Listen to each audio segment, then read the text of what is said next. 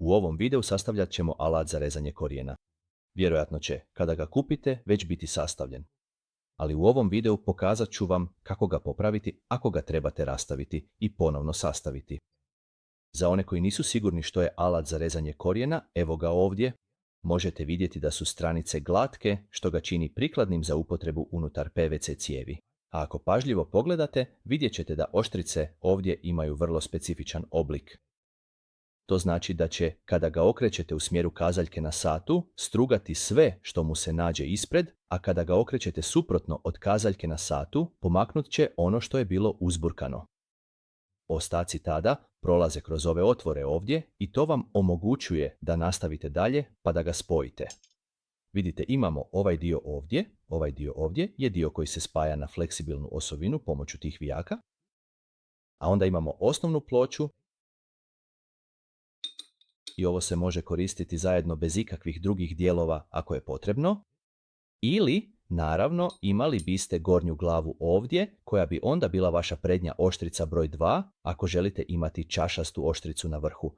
To bi se onda postavilo ovako i to bi cijeli sklop pretvorilo u jedan veliki alat za rezanje korijena. Dakle, pokazat ću vam. Prva stvar koju trebate imati na umu je da kada koristite ove vijke koji sve drže zajedno, ovaj alat će imati puno vibracija tijekom upotrebe. Zato vam toplo preporučujem da nabavite malo sredstva za osiguranje vijaka. To je tekućina koju stavite na vijak kad ih spajate.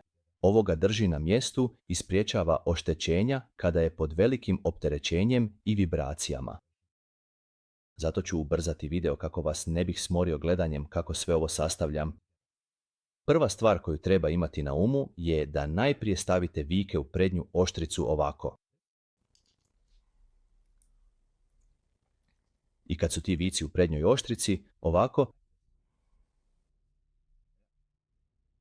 kad su u prednjoj oštrici, možete vidjeti ovdje, prilično je ravno. Stavite ih ravno na prvu ploču ovako i zavrnete ih kroz tu prvu ploču ovako.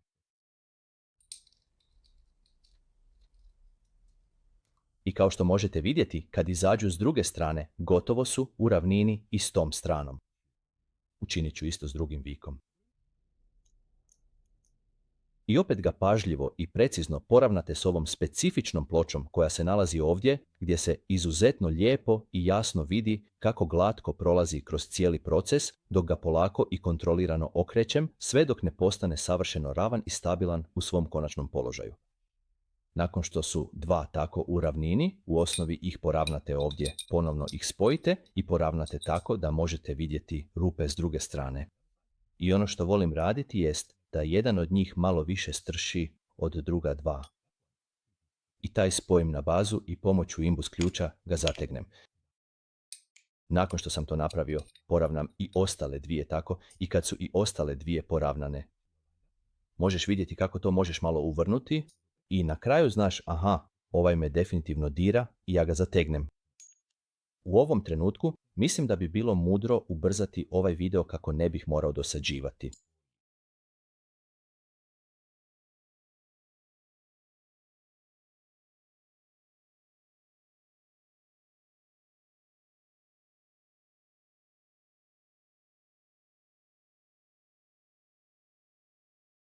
Dakle, eto ga.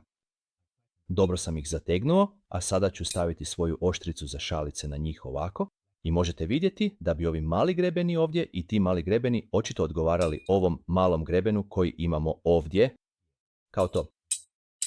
Jer vidiš kako lijepo i čisto pristaju. I okrenite ga i ono što ćete vidjeti dok ga okrećete je da postoji mala nit s druge strane. I opet stavljaš vijke ovako, lijepo ih zategneš.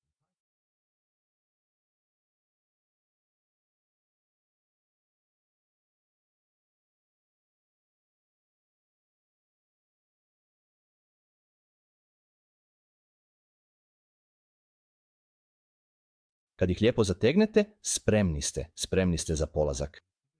Ne zaboravite malo sigurnosne matice. I pazite da kada ih stavite na svoju fleksibilnu osovinu, da je jako čvrsto pričvrstite na svoju fleksibilnu osovinu. Budući da je prilično težak alat, ovaj očito radi s osovinom od 3,8 inča. Ne preporučujemo korištenje na tanjoj osovini. zato što je alat prilično težak, tako da se tako sastavlja alat za rezanje korijena. Hvala vam puno što ste gledali. Želimo vam ugodan dan.